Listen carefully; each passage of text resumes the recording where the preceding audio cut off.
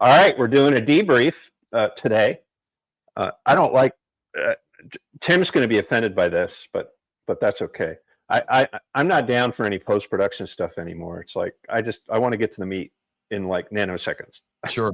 Why it's moving that fast? No, I don't mind that. I mean, it's moving fast, dude. It's moving fast. Yeah, the only reason I say that is because you have a great opener. You have a bunch of great openers, and you're very entertaining and funny. Well, thank you. In terms of your use of X, use of the internet, your channel, and all that kind of stuff. So I don't mean to cast any aspersions on that. It makes me laugh, and it's funny, and it has its place. But my role is I'm not going to do. I could learn to do post production, right? I could teach myself. I could buy the software. Man, it's cool. Yeah. So I want to be live. I want to go live instant. Last night you were speaking of live. Last night you, my friend, were alive. You know, in Lincoln, Maine, at the school board. So you were telling me just before we went live what it felt like to walk in the room like a rock star in a little old rural backwater in Maine. You want to talk about like freaky all time? Because let me lead you start by Heavenly Father, may I conduct myself today as I conducted myself yesterday, and I asked you in prayer, Father, that you and your message go forward, and not me and not my ego and not anything that I want to promote, but only what it is you would have me do. Amen. That being said, okay. Yeah, I was kind of freaked out, dude. There was like 5 people waiting in line, and I go to sign the thing and the lady, when you look to the left of it, from the camera view under the chairman, there was a lady far left. She was the one that was managing the sign-ins, and she's handing out the rules, and I got to put down what I'm going to talk about, right? Yeah. And I start bending down. I start writing down Brian Krause and Derek Brewer, and she goes, "Are you the truth slinger?" And I said, "Yes, ma'am, I am." And she goes, "Oh my God." She goes, "Oh, it's so good to." She's 29 years old. She's like looking around the room, just listening to her. She goes, "My 29-year-old said she's got to give me an autograph. Get his autograph." Now, that's the first time in my life, dude, that anybody has ever asked me for an autograph. And I'm like going, okay. So and then she goes, "Oh, you're not going to be able to talk about." And I put my hand up and looked at her. I said, "I'm going to talk about anything I damn well please tonight, ma'am." And she just gets this sly grin on her face, like, "Oh, this ought to be good." So I take the rules, and it's copy BEDH, same retarded Augusta School Board rules, and I walk through the. Now they're bringing in like folding chairs and shit. There's 88 people was the final count, but it was like 100 people. I mean, it felt like 100 people. It was just small space, little piddly ass library full of Stephen King books and queer shit in the background. And not only that, the flag on the wall. Did you see the irony of the picture? Someone sent me. I just posted it, and it says, I did see that. The future of tomorrow was in the world today, or some shit, or in the room today. Right. You want to talk about prescient? At first, I thought actually it was Jeff saying to me, I was like, "Man, that's one of the nicest things anybody's ever sent to me." And then my wife was like, "Look on the wall." But anyway, so I walk in, and three people go, "Oh, this is the truth slinger." I heard the whispers, and I saw people like looking at me and shit, and I'm like, okay, and I'm like a racehorse in a gate. Okay, I'm sitting down, I'm ready for a fight, and my wife is like, "Honey, just relax, stop being so aggressive." And I'm like, and she can't hear nothing, right? And so I'm trying to manage the camera, and I'm like, okay, here's what I want. I'm trying to figure out what the hell to do with the camera because I keep running out of space on the film. I'm managing like 6 different things, and I'm being a journalist, I'm being a documentarian, I am being a provocateur, I am bringing pressure in the room and saying I'm a free speech auditor. You call me whatever you want. I'm like a mishmash of all of those things, and I'm trying to do all those things and juggle all those things at the same time. So there's a lot to unpack with the hell what's going on, but essentially this is the hot point, right? And there's a quote probably if you scroll down, I think. But anyway, that sign on the wall, yeah, it says, go up a little bit right there. The future of the world, go down a little bit. The future of the world is in the room today. Right? That's that sign. That's what that says. And that's exactly what was happening. The future of the world is civil disobedience. And I taught everybody, you use the words master class. That's what I'm doing. That's what I'm doing. God wired me for this somehow to have my unique set of weird oratory skills and be preaching from behind the pulpit and all this kind of stuff, and comfortable behind a microphone and all these things. And I've been feeling this shit out for the past, I don't know, 4 or 5 meetings I've been kind of going to, and they're, is that these people, they just want to shut you down. They want to restrain you. You're using the police. I don't want to go to jail, or I didn't, a few weeks back. But I'm like going, all of a sudden, I saw the illusion for what it was. And Richard was right. We living in this social construct, and we just accept all of their rules because, well, that's polite. That's professional. That's decorum. That's bullshit. Is what I call bullshit on all of it. Like, for example, just to give you an example, she says, after she reconvened, I reclaimed my time, the cowards came back in the room. She says, I'm going to ask you again, please not do any yelling as per our policy. And I looked at her after a couple of minutes and I said, I'm not going to repeat these names because they're already public record. We want them fired. Right? Let's talk about, well, instead of this stupid policy issue about whether or not we can talk about it, let's talk about it. Mm-hmm. Now, I dropped one F-bomb last night, just one. Although the Portland Press Herald would have you think that I was a profanity-laced maniac last night, which I was not. You'll watch when you see all these videos. I addressed this guy, sir, all the whole way up until, he just smacked that silly phone right out of my hand, man, and flexed on me to punch me in the face. I mean, that's the climax of the whole thing. But bottom line is, look, you're not going to shut me down. You're not going to stop me from speaking and saying the things that we're going to say. And you're certainly not going to regulate my decibel level, my tonality. The other guy gets up in defense of her. Well, you insulted her. Why? Because I called her a foul and evil woman because she didn't even have the courage to look me in the eye when talking. If you want to talk about decorum, then let's talk about decorum. Let's talk about decorum. Decorum is you look as a sign of respect into the eyes of the speaker. That's decorum. Nick said it, and he went to war with Muffy over it. It's true. Look at me. But Paul went to jail over it. He says, I go over 12 seconds because you look me in the eye when I talk to you. He's a Russian. He understands it better than that stupid woman. He's more American than she is. And I hate the bastards that come against him because he's Russian and he's proud of being Russian. But anyway, that's a side note. So I'm like, you're not going to just tell us to do these things and we're going to arbitrarily just abide by your rules. Okay. What is rude? What is not rude? I find it objectively offensive and foul about a characteristic of you.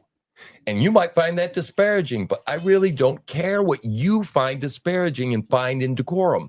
We're going to reset decorum. Decorum is you look at me. Decorum, here's the thing. I dare them right now. You put forth an olive branch and you take time limits off your school board meetings. Okay, and that to me will show me that you are willing to sit down peacefully at a table and have a conversation or listen respectfully. And that to me is decorum. So decorum goes both ways, people. You can't just require of me decorum and then not offer it back to me. And if you don't look at me, I'm gonna call your attention to it. And I'm gonna say you're evil. And if somebody gets up and says, hey, you're insulting that woman, I'm gonna, why? Because I told the truth. So that went on. Just interject any time. I mean, you know me. I wound up. Then I'm pushing back. Well, thanks for the break because I do want to jump in. I do want to jump in. I do want to jump in here and ask you. So years ago, I wrote and said publicly that an etiquette will emerge for the internet. In other words, that's what you're talking about, decorum, etiquette. A set of rules will emerge. And I said years ago, I said, there are no rules at this point. It's the wild, wild west, the internet. And now, right now, this moment in time, correct me if I'm wrong, in your opinion, it's worse than it's ever been. And the biggest reason it's worse than it's ever been is because the very same, quote, decorum that you were challenging last night has taken hold of all the social media platforms. Yes. So all the social media platforms are practicing this draconian form of, well, to quote Musk, you've got freedom of speech, but you ain't got no freedom of reach. And I'm the guy that gets to decide what you reach. Yeah. And so the people of the world are saying, this ain't going to work.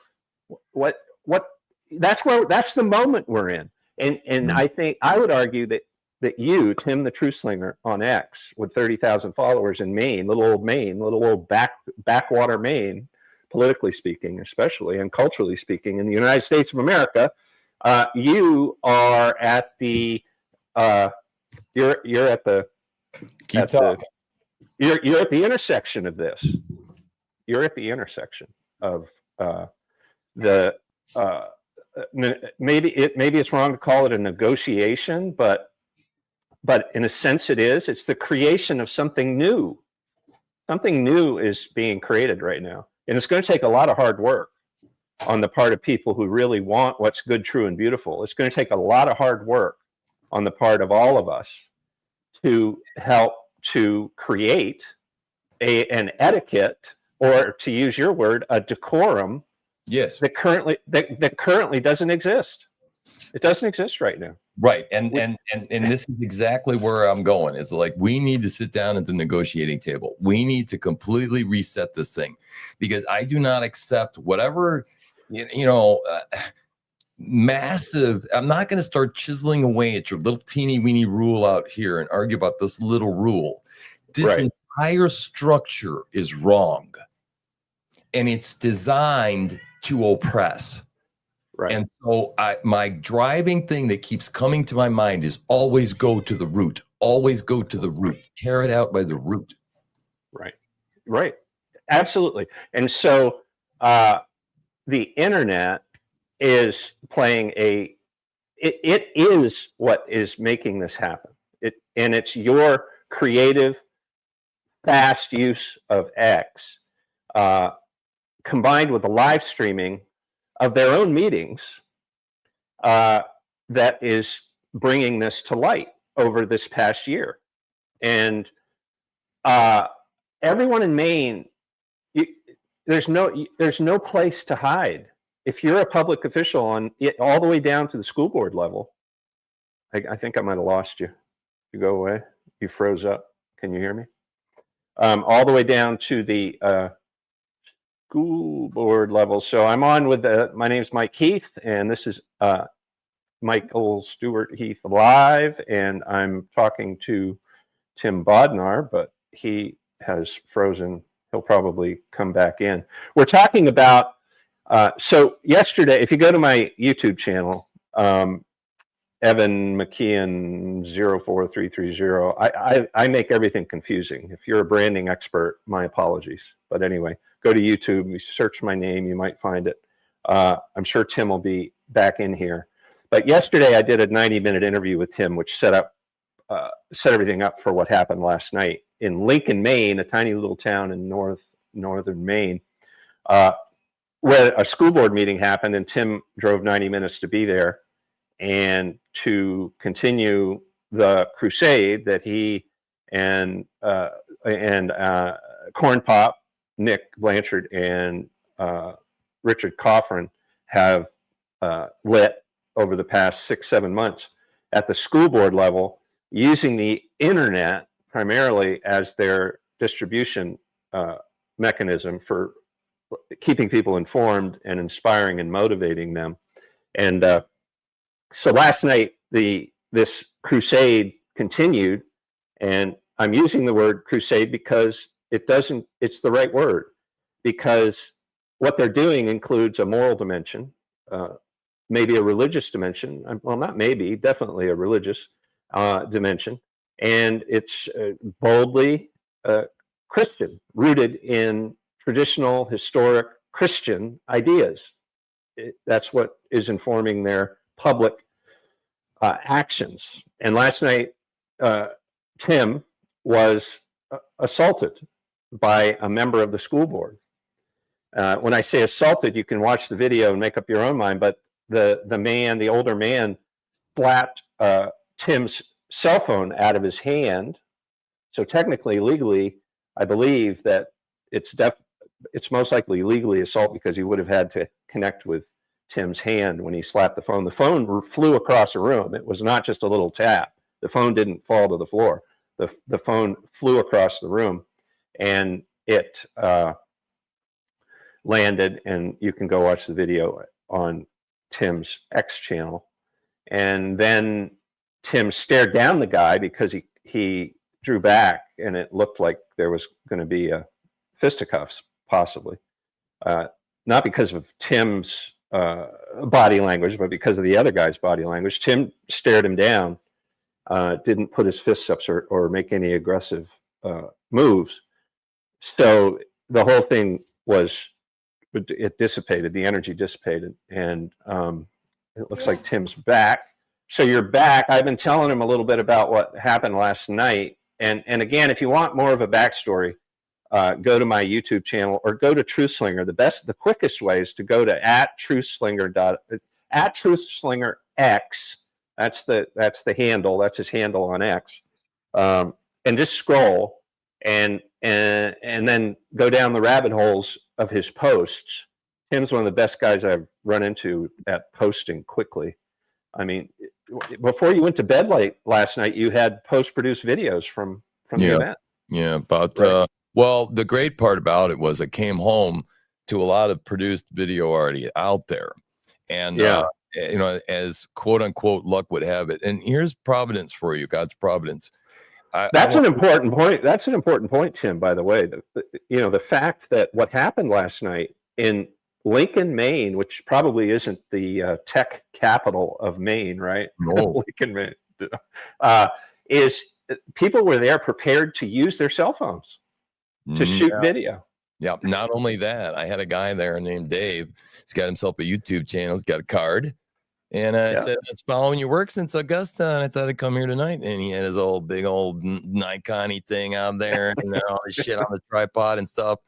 And so the stage was set for political theater. Mm-hmm. This is what it is. It's performance theater, and it is testing the bounds of what it is we've all become willing to just too sleepy to accept. Like, for example, if a police officer asks you to leave the room, what's your natural reaction? Well, of course, officer. Because he's coming over to go, you're just going to have to step out and being a little disruptive. And we all go, okay, I'm sorry. No, I'm sorry. Are you charging me with something? Are you criminally investigating me? Otherwise, back up. Right. And the reason for that is because there's a category in civilization called law enforcement. Yeah. In order for there to be law enforcement, you got to have laws. And laws, by definition, restrict actions, right? They define where the line exists between this is acceptable and this is not acceptable. We've lost the line. We've lost it. They erased it. It's like the guy that goes into the damn box, right? Batter. The first thing he starts doing is kicking the shit around, right? And sooner or later, we're all confused, right? And then they come along and they go, oh, no, we're going to draw this new box. No. We're going. Right. And these school boards, right? These groups have become masters at moving the lines all the time. Mm-hmm. Mm-hmm. You and Nick have proven that in the Augusta School Board. I mean, this whole rule thing that they handed out to you, this printed rule thing, what is that? I mean, that comes from the legislature? What is that? Look, they're making this stuff up in the policy committee, and they're working. They got the same BEDH policy. I don't know if it just happens to be because they started from the same thing or they've evolved from different roots, but they're called BEDH, and it's their public comment policy. And I mean, look, who's to define what's disparaging? This is viewpoint discrimination here. Okay. Correct. That's right. Okay. I mean, it's like to one man, it's foul and horrible what you just said. And to another man, it's music to his ears. Mhm. So Right. I refuse to take what your definition is of, all of these things that you've written down and then put red, white, and blue letters on the top of it and say your voice matters. It's an insult. And it's really important that we not lose sight, Tim, of what was at issue at this meeting. Mhm. And it's a man or whatever it is who's a teacher, officially an authorized teacher, who is promoting communism. It's Mhm. all documented. We documented it yesterday. It's Mhm. documented on your X channel. Mhm. This And we teacher, know that's an exclusive. That's a TNN exclusive. that's right. This teacher is with the backing and full authority of the school board and of the town of Lincoln and of the whatever the whatever the district is there, the local governmental unit with the full authority is teaching communism to those parents' kids who showed up with you. You said almost 100 of them were there, Mhm. and they weren't happy, were they? No. Why should they? Why should they be happy? Their children are being taught communism in Lincoln. Yes. Yes. And I made a speech. I'm going to call it my Braveheart speech. Right. And actually I had a Star Wars reference in there, which is kind of cool.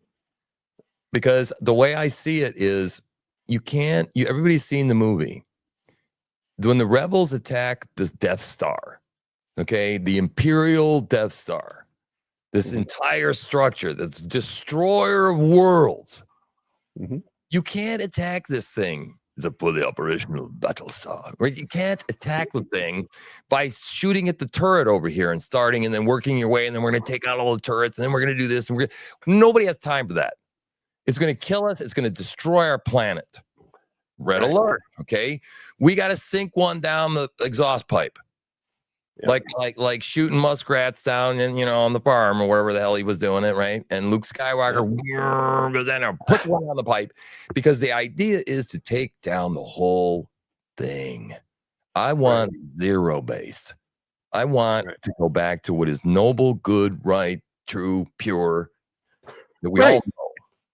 Right. And in these forums, it's for the citizens of Maine to be encouraged to voice their anger, voice their passion, especially when it comes to politics and religion. That's what the First Amendment means. Yeah. If you have a strong opinion and you want to voice it, that's what these forums are for. That's what these boards are for. That's what our government. Let me tell you something. You were talking about boomers yesterday. The other day we had an interview, right? Yeah. This lady, okay, I'm just gonna call them Joe and Sharon. Okay, yeah. Joe and Sharon. Joe's got his little glasses and his balls on his wife's nightstand, and they go to a church, and it's a queer church. I know this. Why do I know this?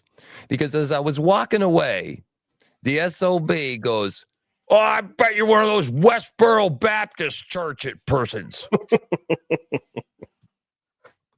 Man, that's what they always said about. That's what they always said about me back in the day. I wheeled on my heel and I just walked right in a square up to him.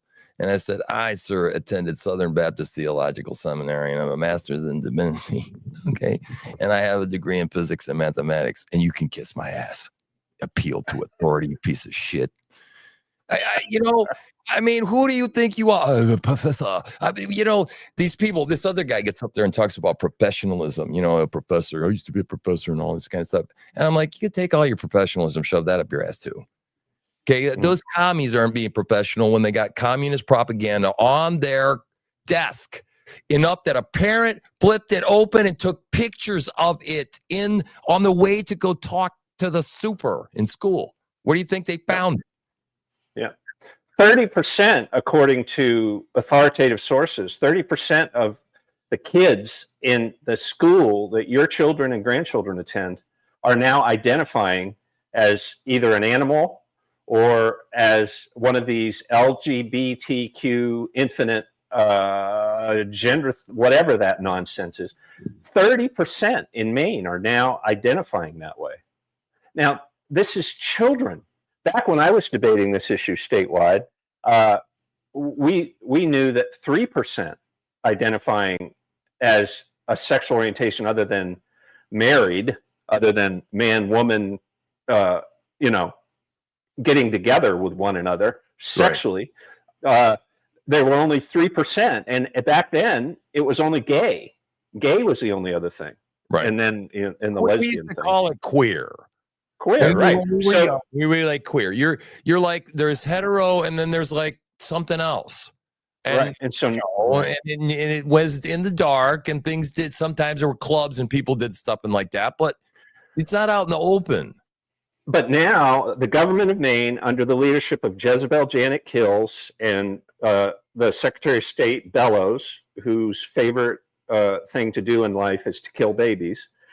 I met her when she was just wet behind the ears out of college, because she arrived in the State House to promote abortion. That was her job. She was the lobbyist for baby murder. Wow.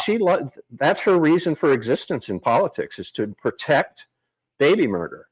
And this is Maine. This is the quote moral high ground that you and we are putting up with. Yeah, well, and I'll tell you that, and I'm tell you, I forgot to mention, okay, Sharon and Bob, I don't know, whatever. I just want you to know. She comes by, she goes, I just want you to know you don't represent my Jesus. And I said, well, then, lady, I think that you and I worship a different Jesus. There are two roads. There's a narrow one and there's a broad one. But thank you for your opinion. And she walked away. And then I found out her husband, he came to me and they're like, I just want you to know that all this swearing and cussing and crapping you're doing, the way you're behaving and everything, this just doesn't make Christ look good. And and pulled him up into the corner. I said, listen, man. I said, this stuff needs to be talked about. It needs to be said. And I'm sorry this makes you uncomfortable. Okay. But the way I perceive it, I'm serving my Lord. You're serving your Lord. That's fine. And I believe that they're both Pharisees. I believe it's the same spirit. It's the Pharisaical spirit that Jesus was arguing, that you clean the outside of that bowl, man. You make sure you never hear anybody say, here's you saying F-bomb. Okay. Out loud in public, although you uttered it in your heart, you stupid hypocrite. But yet, when it comes time, and I went to her, I went to go shake her hand. And I said, listen, I'm really sorry I offended you. I put my hand out. And I said, I just wanted to say, if you were offended, I didn't want to do that. Right? She goes, I don't want to shake your hand. I said, see, no spirit of forgiveness and redemption. I said, I don't believe you know Jesus. Have a nice day. And I moved the chair out of my way because I was literally surrounded by these people and I had to get out. And I had to move a chair to get out of it. But I'm like, but let me say this in all earnestness. At least these conversations are happening. Right. It was alive.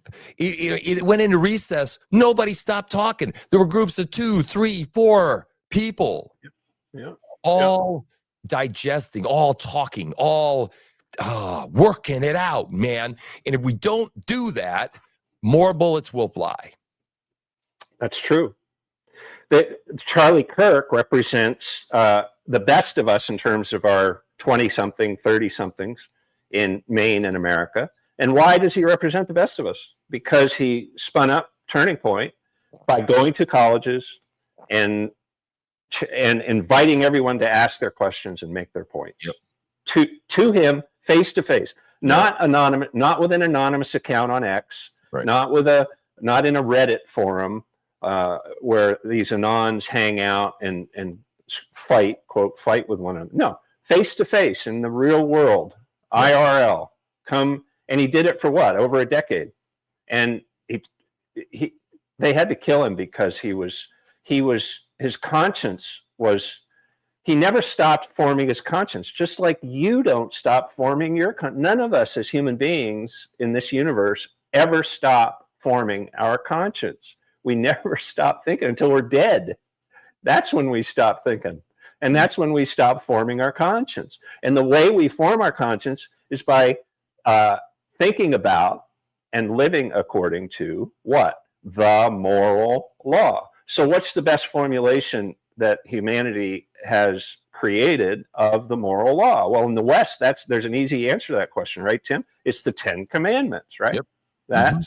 That's the formulation of the moral law. And you're going to spend the rest of your life, whether you like it or not, doing business with the moral law, right? Yes. And let me tell you something. I said at the very end of my Braveheart speech, before some guy came up and said, well, now what we need is a recall. And I shook his hand and I exited stage left because somebody else took the mic, which is the reason I'm there. I'm like the Braveheart guy going back and forth.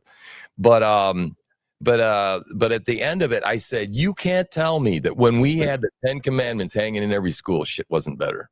And I didn't say shit. I said things weren't better. Right. You know, you're starting and main internet influencers like yourself who are starting to spin up audiences they're the modern day Sam Adams. You are starting brush fires of freedom in the hearts of men in New England, which is what Sam did.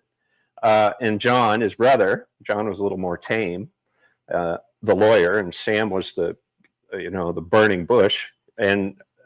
But they started brush fires of freedom because of the political conflict that emerged with England, with the mother country.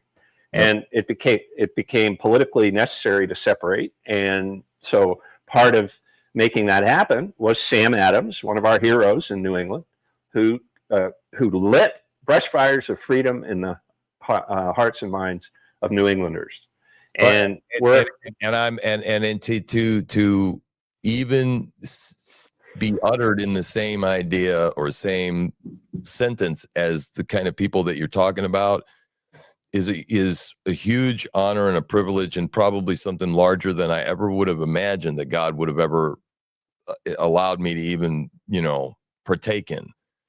So, I mean, I'm just like, and I mean, it's here.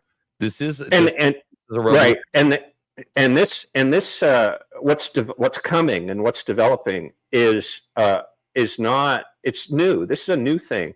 God is always going someplace good. History is linear. It's not circular. It's linear. It's going someplace. It started someplace it started with creation, and it's going to end someplace. And God himself, even though humanity is fallen and evil cuts through every human heart, even though that's true, and humanity is capable of visiting the most bloody and awful, violent horrors on one another that you can possibly imagine, the most satanic, hellish horrors that you can imagine. We're watching it happen right now in Gaza, in the Middle East. Even though that's true, the God that we served the God of Christianity, is going someplace. He's going someplace, and it's not to a bad place. It's to a good place. Oh, I've never been. Richard wrote me the other day, and he said, Tim, there's no better time to be alive than this. And I wrote him back. I said, I know. I mean, I was up. I don't normally get up early. I got 3.5 hours of sleep. My eyes popped open, and I'm like laying there, and I'm like, no, I got to go see what happened. Because I'm so excited. I'm animated. I'm driven. I'm being drawn along by the Holy Spirit. I feel swept along. And in some ways, both of us, I told her yesterday, I said, it just feels very faithful. I mean, all these things that I believed that were true, but didn't always feel were true, if that makes any sense. And what you know about God goes a lot further than what you feel about God, right? But now I'm starting to feel the animation, and I'm getting people writing me saying they're feeling the blowing of the Holy Spirit, the moving of the Holy Spirit. Sure. Well, we've entered, right. It's very Acts-like. It's very Book of Acts-like. So one writer that I appreciate a lot, Dr. E. Michael Jones, has just published a book in which he argues that to understand America, you need to think of it in terms of 4 republics.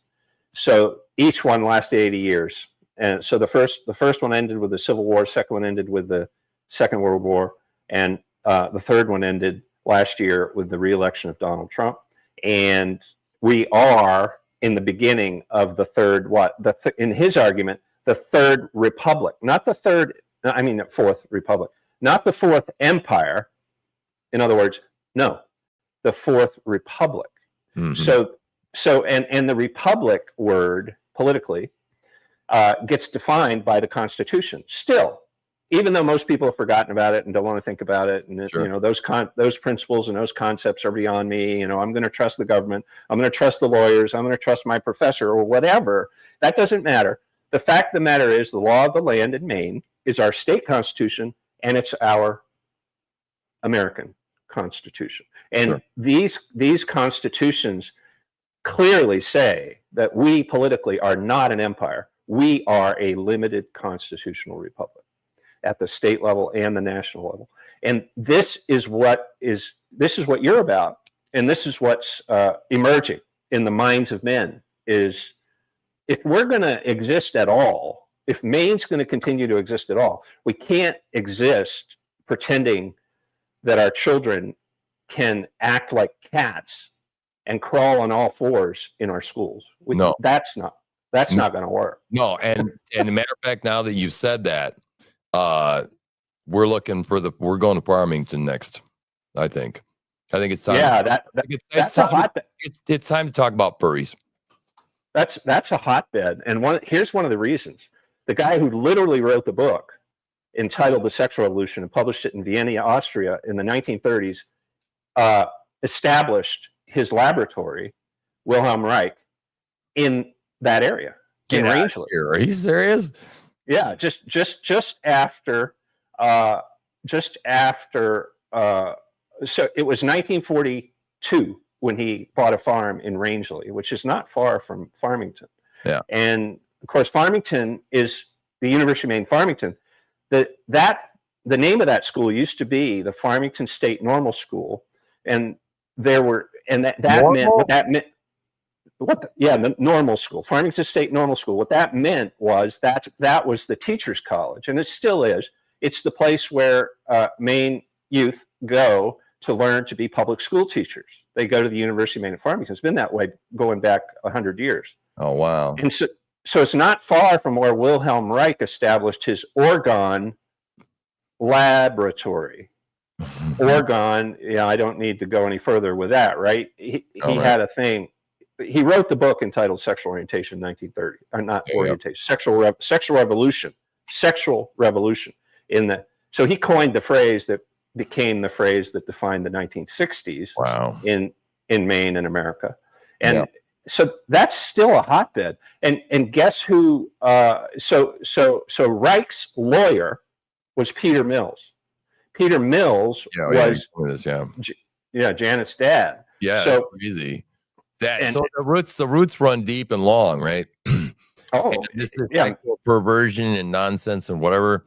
And Maine is on the front lines of this culture war. Yeah, right. But what's the best way is to go in and call them numbskulls and go in and say this is all tomfoolery. It's nonsense. It's poppycock.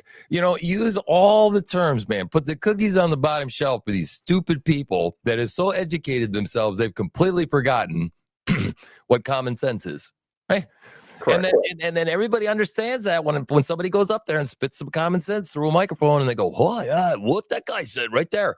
But we're afraid to say it over the cooler, or where you only talk about it in the truck, because if you say it at work, you get fired. Yep. Yeah, and that's how they won. They penetrated the institutions. Who's they? The cultural Marxists. Yep. These leftists that with their ideology, they penetrated the institutions, and they used sophisticated psychological techniques to introduce this idea that everybody's a victim. Everybody belongs to a victim group. Sexual orientation, handicaps, color, whatever. And they created this way within our legal structure here in Maine called the Maine Human Rights Act to enable us all, right, to identify as victims, and then turn to the government to protect us. Yep. And that whole thing has to go away.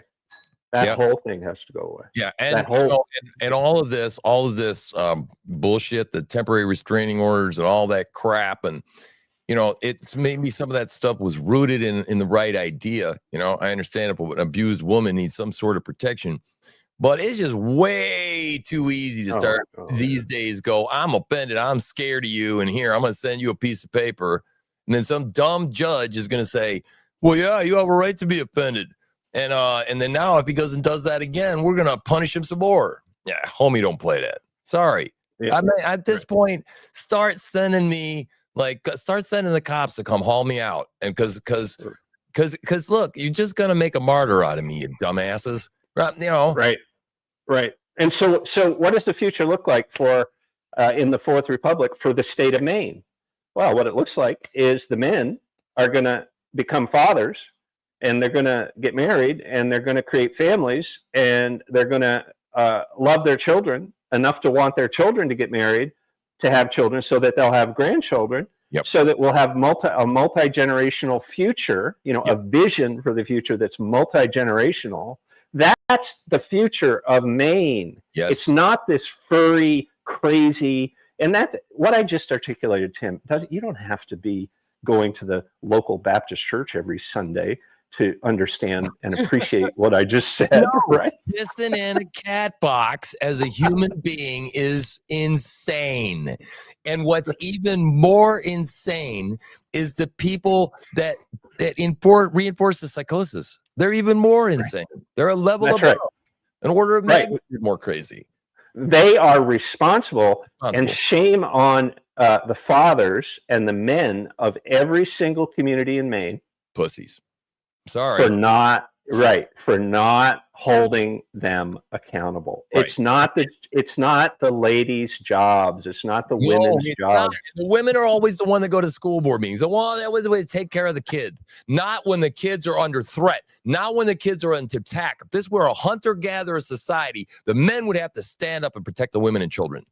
Okay, that's right. The kids. Well, and now look at Charlie Kirk. It is a hunter-gatherer society. We have allowed our civilization to, I was telling someone the other day, I said, to understand Maine, you have to understand that Maine has descended to the level of where politically and culturally, we are existing now at a layer just above the animal passions. Yeah. Just above the animal passions. The civilization has receded. Civilization has receded to the point where it's the animal passions that are taking over now. Which and phones end up flying out of hands and bullets end up going through people's necks. That's exactly right. None of this should surprise us. Dangerous time. And, I've been hollering for 2 years about this. And sometimes, it's like when you see things before other people do, it becomes frustrating when people, don't respond. And then they look at you and say, oh, you're just hyperbolic. You're being hyperbolic.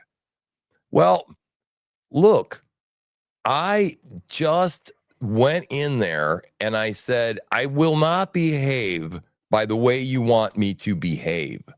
And I'm going to find the most annoying way to call you sir.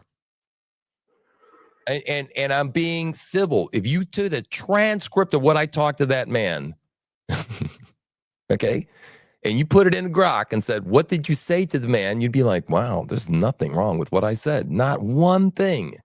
I just said, sir, is this acceptable? Go into the other room. You keep running out of the room. Go do something with your time. Instead of just avoid things. You can't even do business out there because you did a recess where you don't even have to get a first and a second. You just run the hell out of the room. You're not allowed to do business outside school. When are you going to get to it? Are you going to schedule a special meeting? When? I'm looking at you right now, Lincoln. What are you going to do about this? Because I'm writing a follow-up email today. Okay? And what about the FOIA request? I want all the communications between the town council and between the school board and Krause, Brian Krause, and the other guy, Derek Brewer. And not to mention, did you know there's a Sarah Krause in the school district as well as a teacher? They read her off last night, her name. And I'm like, how much you want to bet? How much you want to bet? 2 peas in another pod, right? This is bad. It's in there, and they had no comment when I asked that chair lady, whatever her name was. All right, Diane something. Right? No comment. No comment. Yeah. That's not acceptable anymore. There's a person that you have under your employ that said, I wish this place would burn down. Okay. That's got to go. I'm glad Charlie Kirk's worm food. You got to go. You got to go. That is unacceptable. It is morally repugnant. It is not a society I want to live in, let alone get my kids taught by. Or should we be paying for? Or they be paying for? Because I'm not even there. Right. So we all need to stop giving in to these victims. They've become master manipulators of our sympathy, of our compassion, of our concern. And in these small little towns like Lincoln, Maine, and that part of Maine, every part of Maine, Maine's not a densely populated place. No. No, man, on the way there, we were like, man, we're in the boonies, dude. Well, and you're being manipulated, my friend. You're being manipulated, dear Maine citizen. You're being manipulated by this victimhood, this victimology. So you may not even know the names that Tim just shared, but I can guarantee you that these families, these people, they have rallied and that they're protecting these individuals who are making these choices to promote evil, moral evil. They're groomers and they're communists. Yeah. There's nothing by else their to own say about it. And my parents escaped from 56 in the Russian Revolution. Yeah. Okay. I got Commie Slayer in my profile. I have for 2 years. It's never changed. I saw it coming and nobody believed it. It's like, well, they're already, it started with Obama and Valerie Jarrett, remember, at a commencement speech. And I fell over. She said, my two favorite people are Mother Teresa and Mao Zedong. I'm like, I told my father about it. That's what I did. I found out he was a Democrat. Yeah. And I tried to explain it to him and he didn't see it. He's like, that can't happen here. The hell it can't. And that's why my Braveheart speech, I told him, we're in the middle of a Marxist color revolution. Wake up, people. Exactly. We are. We're well into it. Yeah. Here in Maine, especially, we are way into it. And that's the problem, is you're in the matrix. You're in the matrix. I know this makes you uncomfortable, but wakey, okay? They're just telling you can't talk. They can't arbitrarily throw you in jail for talking. This is a school board meeting. And you know what? That little public segment, and we show up and we give them a little section, my ass. I talked the whole damn night last night. And a lot of other people did too. We'll say whatever the damn hell we please. And you could go, oh, you're not letting us have you mess everything up because now it's not organized and nice and neat and clean. Yeah, it's called chaos. But it's what's going on, man. And this is not going to stop. It's not going to stop. Not going to stop. And it's the only thing. It's the only mechanism. It's the only political tactic that they've left. Who's they? These people in Maine who inhabit these positions of authority. Oh, and may I interrupt for 1 minute? I understand. My understanding, and people are painting it as, this is what the left does. They resort to violence when they have no more talking points. So that's true, albeit. But my understanding was this guy was actually one of the ones, a goodie, all right, whatever that means. I didn't know who the hell everybody was when I walked in there. But that man lost control. Okay, yeah. So I don't care what side he's on. That you can't behave that way. And Richard, you guys hit on it the other day. This is not about left and right anymore. This is more about the elite, the ivory tower, the power structure, the control structure, and versus you, the control of the people. That's it. Right. So there's categories are very important, and we've become masters without really knowing it of living to make category mistakes. So specifically last night, there was a school board. They operate in a category of rules, just like the police, the law. Yes. We made that point already. Different categories. And then there's the public. And you dare not just jumble all the categories together. That's the problem here. That's the problem here. There's no equality to this. If you're going to have categories, then you're going to have school board members who are bound by duty to act a certain way and move in a certain direction and be sensitive. It's their job to be sensitive to that group of 100 members of the public who showed up. You bet. It's their job to be sensitive to that, to listen to that, to listen hard to that. Why are there 100 people here who are angry?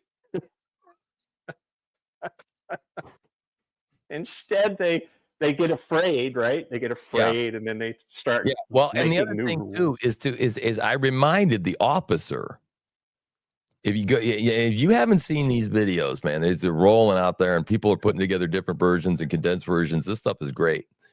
But I challenged these officers multiple times. I told Officer Milner he was weak. And Officer Milner, I don't mean you're personally weak. I mean you're weak in your position. You are weak because you're in a category of law enforcement. And I correctly informed you that until I break a law, sir, you need to leave me the hell alone. You are not a dog of this school board. Know your place, sir.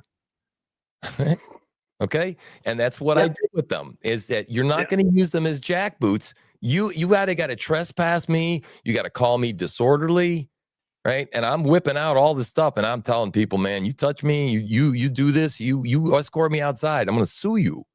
I will sue you. And what you represent to me last night is the collapse of media, because you said it at the beginning. I'm wearing all these different hats. Well, why are you wearing? You're the journalist, you're the activist, you're the whatever. Yeah. Why are all these categories mixing together now? Yeah. Well, the media failed us totally. Well, absolutely failed us. So I'm watching your video that you're doing with your smartphone, and you're walking around and everything. I'm thinking, where's the media? Where's the guys with the big cameras and the duty to present the news? Why am I having to learn this from a provocateur walking around with a cell phone, doing their job for them? Yep. Yeah. And you know what? I'm living the dream, dude. I'll tell you right now, I'm living the dream. I dreamt it in 2020 when I watched all the riots and the birth of live streaming began. When all these guys were out there, and they're on the ground, and you're like seeing raw, unfiltered stuff you never seen before. Real news. I mean, it's facts. Yes. And I was captivated by it. I was just enamored by it. And it was like, I've been dreaming about it ever since. And I mean, it burned in my brain, man. We sat up drinking natty daddies all night because the government was paying us to sit home, and COVID was all locked down. We're watching videos, and we can't leave the house. And I'm just watching the America burn, and I'm watching all these people on the ground, and I'm going, this is where it's at. And I'm like, man, I'm picturing street preaching over Antifa and all this. I've had all these things, this desire to want to do this. And so now it's like, well, the stars have lined up, and fate and all of what it is, and we're all meant to do a certain job on this planet. And I think I found mine, and I don't know exactly where it's going, but I'm pretty sure it's going to stay around school boards for a while. Yeah. Well, we're living through a pivot in terms of the real power on the internet when it comes to politics and news, and the power is shifting from post-production. My argument, from post-produced long-form and short-form videos to live streaming. It's pivoting right now. It is.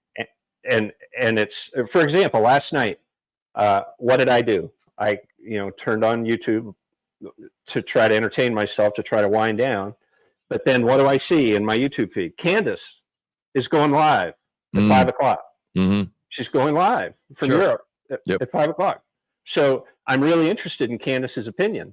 I want to hear what she's saying about Charlie, right? Because she was a good friend of Charlie's. Yes. So I'm thinking, well, she's a text buddy with Charlie, and she's a very close friend with Charlie because they worked together for a long time, years ago, and similar age, smart girl, huge channel, drawn immense attention. So what did I do? I watched the beginning of it, live, and I learned a lot. Listen to it. No, I'm not saying I come to the same conclusions that she does or whatever. It's just, but it's live, it's real, it's instant. I can judge it. It's not AI. Yeah. And a lot. Yeah. I think you're right. And one of the things that I wanted to bring up was Steve Oley was one of the ones out there originally who was doing this kind of stuff. And there is equipment out there that I would really like to get a hold of, because there's apparently like some kind of rig you can get that, like, you can get a signal pretty much anywhere, and the ability to live stream from anywhere. And I really think that that's going to be key in the next 12 months, because last night I had to post-produce video rather than have that stuff. Now, there was the live feed through the YouTube, obviously, but the behind-the-scenes stuff is just as important, right? And so I really want to be able to get out there in this next year and get out there and live stream from anywhere that we are, the alternative feed. And like Nick is able to do it, he brings his laptop and stuff, and they have a Wi-Fi connection, but a lot of places don't necessarily have a Wi-Fi connection, or they won't give you the password, right? So well, there's plenty among the boomers. There's lots of money. There's a boomer that's going to see this video at some point. Go to Tim's channel and make a donation. Help him out. Send him. Someone just did that for you. You had a problem with some piece of equipment, and they just bought it. The soundboard that's sitting in front of you that you're hearing me through right now was given to us by a dono, and it was interesting. And that's a notable story as well. Is this particular person is not religious. they have, in fact, a slight different theology than we really haven't even talked about it. The guy said he's never done anything like that. He always sort of wanted to do something philanthropic, and he saw the message that we were fighting for Maine, and this was a key piece of equipment, and he felt moved. He said, why is this important to you? So I sent him some music videos and this, that, and the other thing, and all the kind of stuff, and there's some show clips, and he DM'd me in like 3 minutes, and he was on the way from Amazon. He paid for it. He just whipped it out on a credit card, and he sent it to us, and I was like, he wrote me and he said, I've never done anything like this. He said, I just felt this overwhelming need to do this for you. And if you're in politics like I am, the first thing you think about when money is going to exchange hands, if you're a big donor, I mean, big donors who want what's good, true, and beautiful have, especially right of center, have lived into this world where they hide behind foundations. They create all of these legal artifacts in order to protect their families and in order to protect their wealth from the left, from the left wing of politics. Right. So I get it. When the subject of money and donations comes up, you got to be all kinds of careful and everything. I'll tell you something. Okay, right now, you see my work. You see what I'm trying to do. Now, I put up a video and it's like this. Okay, a gimbal solves that. A nice gimbal solves that. And look, if you got any trust issues, because I used to be in part of the church, and like her dad would always go like, well, what are they doing with the money? Right? Because there's always a transparency issue. And it's like, well, sometimes that is a good question too. Right? But if you got a trust issue, send the equipment. I'll send you my address and send me the equipment. Okay. And then I'll show you it being used, and you can see what you're doing that helps us to get the message out to people. I want to have a full rig. I want to be like the mainstream news media. Okay. Just as good as stuff as they have. I mean, not the huge camera, but you know what I'm saying? I want to be like right on the edge of this stuff so that people get the message immediately and see what's happening in Maine. And as this Fourth Republic emerges, I believe it's going to emerge because people like you and me, we're not running institutions. We don't hire staff to do fundraising for us. We're not institutions. No, we're guys who love this tool. We've developed a skill set. We have convictions, and we have a passion to get those convictions. So someone would be shocked, okay, at the relatively small amount of money it would require to fully support our production. Okay. Now, I mean, when I fundraise, I say, look, I got this subscription and that subscription and this, that, and the other thing. But I mean, look, it's not a huge chunk of change, right? I've been financing all of this myself for the last 2 years. So and I finance everything I do myself. Yeah. So, I mean, seriously, for a very small amount of money, okay, you're going to get a lot of bang for the buck, because we use the tools and everything efficiently, and we just need a few things, right? It doesn't take that much. So I've always done what I've done, said what I've said, and been motivated to say what I've said and do what I've done. I've been very careful in terms of my thinking about money. And for 20 years, I was paid to fundraise from evangelical Christians as leader of the Christian Civic League of Maine. But I never allowed my soul, to get to go beyond feeling the duty of meeting payroll, right, and being responsible with the funds that were provided to the Christian Civic League of Maine under my leadership. I've never personalized it. I've never gotten to where I'm so attached to the money that it begins to drive me. It begins and I tell you, and let me tell you something, okay? The left uses this. They've been using it to shame Alvin Louis. Oh, you make grifting and you're making all the money off these people. It's like, look, do you think that holding seminars with roomfuls of parents and have PowerPoint presentations and doing all this stuff and flying here and flying there and doing all this, that crap ain't free? And it ain't necessarily always fun either, right? We go take snapshots of ourselves. We're here, we're there, we're doing this. You know, it's hard, it's tired. You know, we're working, and this isn't about self-aggrandizing. This isn't about, none of us are grifters. And I guess the reason I wanted to bring it up is I don't want anybody to shame for fundraising. That's bullcrap. It takes money to do this kind of thing. Oh, he just wants money. Yeah, I need money. And I'm glad you said that. I'm not meaning to shame anybody who's at the head of an institution and is responsible for raising funds. I'm just saying that it's not where I'm at right now. I'm not heading up an institution. Right. None of us are greedy. We're the point is, I guess what I'm saying is we really want to do good things with this, you know, whatever we're asking for, if we ever do ask. Just silly. It's script. That's right. This is about what it's about. And I kept you for an hour and I said I was going to keep you less, but I appreciate so much, Tim, what you're doing, what you did last night, traveling all the way up there. And if I encourage my viewers to check him out at Truthslinger X on X, at Truthslinger X on X, which is Twitter, the old Twitter. And same handle on Facebook. I'm on Facebook as well. And make a donation. You know, go there, give him a coffee. You've got that tip coffee thing all set up and whatever. Yeah, we appreciate that.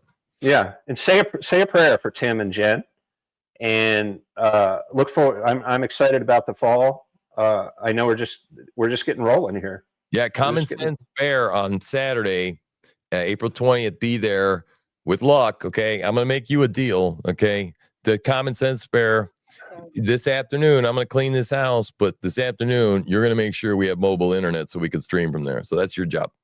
Yeah. Is that tomorrow? Is that tomorrow? No, it's Saturday.